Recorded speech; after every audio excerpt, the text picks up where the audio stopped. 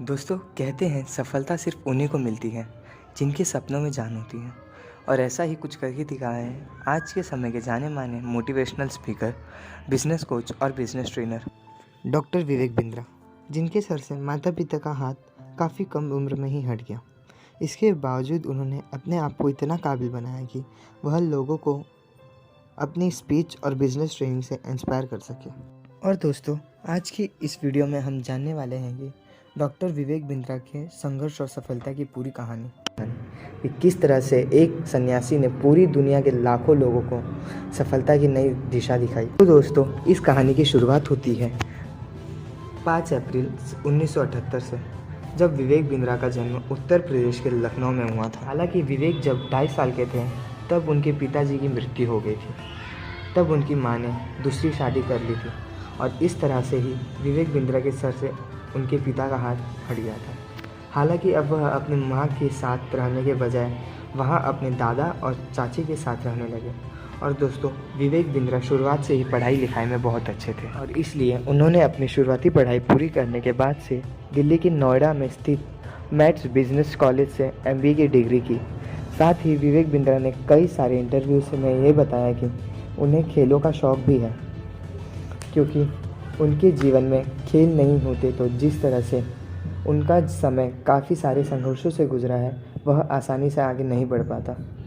दोस्तों आपने विवेक बिंद्रा को काफ़ी सारे वीडियोज़ में और सेमिनार में बाउंस बुक शब्द का इस्तेमाल करते हुए ज़रूर सुना होगा।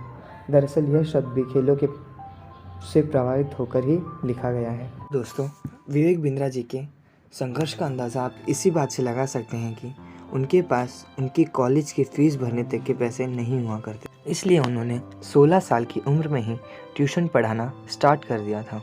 विवेक अगर चाहते तो ट्यूशन को अपना फुल टाइम करियर बना सकते थे, लेकिन उन्होंने कुछ अलग करने की ठानी थी। विवेक बिंद्रा ने जब अपने आसपास किसी भी सगे को नहीं देखा तो वह 4 सालों के लिए वृंदावन में सन्यासी के तौर पर रहे। वृंदावन में वह साधु की तरह ही सेवा करते थे, धोती कुर्ता पहनते थे और ज़मीन पर ही सोते थे। हालांकि मानसिक तौर पर काफ़ी सारे प्रॉब्लम होने की वजह से उनके गुरु ने उन्हें गीता पढ़ने की सलाह दी। विवेक बिंद्रा जी का मानना है कि गीता कोई धार्मिक किताब नहीं है, वह जीवन कैसे जीना है वह सिखाती है। उनका मानना है कि वह जितने भी सफल है उसमें गीता की ज्ञान का भी काफ़ी महत्व है। हालांकि आगे चलकर गुरु के आदेश को मानकर उन्होंने बिजनेसमैन बनने का निर्णय लिया। जो लोग पैसे के अभाव से बिजनेसमैन नहीं बन पाते हैं उनकी वह सहायता करेंगे, ऐसा निर्णय डॉक्टर विवेक बिंद्रा जी ने लिया। और दोस्तों यही वो आदमी है जिसे हम motivational speaker, business coach, business trainer और एंटरप्रेन्योर के रूप में देखते हैं।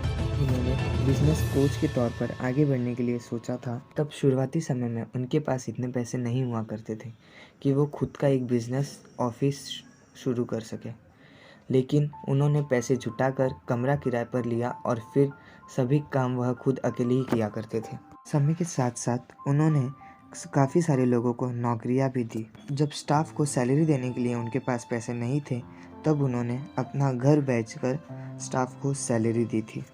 बहुत सारे संघर्ष और परिश्रम का सामना करते हुए डॉक्टर विवेक बिंद्रा ने उस मुकाम को छुआ है कि लाखों लोग और हज़ारों कंपनियां उन्हें अपना आइडल मानती हैं। डॉक्टर विवेक बिंद्रा यूट्यूब पर बनाए गए चैनल से लोगों को बहुत कुछ अच्छी बातें सिखाते हैं।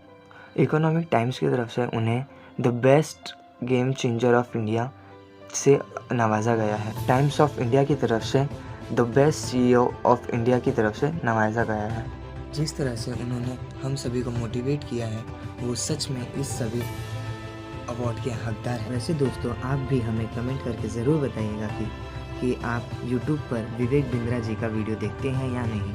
अगर हाँ तो ऐसी कौन सी बात है जो आपको बहुत पसंद आती है उनकी। दोस्तों आपको ऐसी और भी बायोग्राफी सुननी है तो हमारे चैनल को ज़रूर सब्सक्राइब कर दीजिएगा और बेल आइकन को दबा दीजिएगा और लाइक, शेयर और कमेंट करना बिल्कुल मत भूलिएगा, क्योंकि आपका लाइक, शेयर और कमेंट हमारा प्रोत्साहन बढ़ाता है। धन्यवाद। Thanks for watching friends.